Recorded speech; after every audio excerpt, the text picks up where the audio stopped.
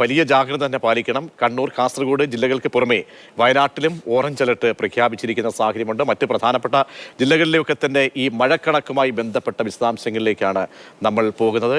അതീവ ജാഗ്രത പാലിക്കേണ്ട ഒരു നിമിഷം എന്ന ഓർമ്മപ്പെടുത്തലിലേക്കാണ് ഇപ്പോൾ വരുന്നത്. ഏതൊക്കെ ജില്ലകളിലാണ് ഇപ്പോൾ മഴ മുന്നറിയിപ്പ് ഉള്ളത് എന്നുകൂടി നമുക്ക് പരിശോധിക്കാം.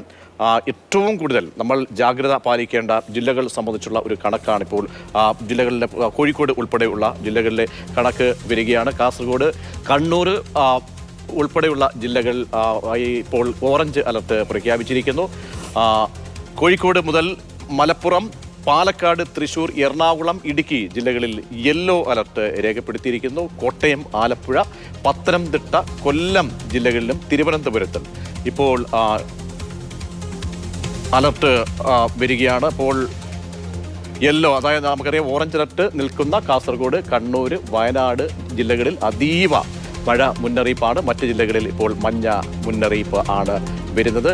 അപ്പോൾ ഈ ജില്ലകളിലൊക്കെ തന്നെ അതീവ ജാഗ്രത പുലർത്തേണ്ട ഒരു സാഹചര്യമാണ്. മറ്റ് കോട്ടയം, ആലപ്പുഴ, പത്തനംതിട്ട, കൊല്ലം, തിരുവനന്തപുരം ജില്ലകളിലാണ് വലിയ തോതിൽ മഴ മുന്നറിയിപ്പ് ഇല്ലാത്ത, തീവ്രമഴ മുന്നറിയിപ്പ് സാഹചര്യം ഇല്ല എന്നുകൂടി നമ്മൾ മനസ്സിലാക്കണം. ഇങ്ങനെയാണ് ഈ ജില്ലകളിലൊക്കെയുള്ള അലർട്ട് വരുന്നത്. അപ്പോൾ തീരദേശ മേഖലകൾ, മലയോര മേഖലകളുണ്ട്. ഇവിടെയൊക്കെ തന്നെ അതീവ ജാഗ്രത പുലർത്തണം എന്നാണ് ഇപ്പോൾ മനസ്സിലാക്കേണ്ടത്.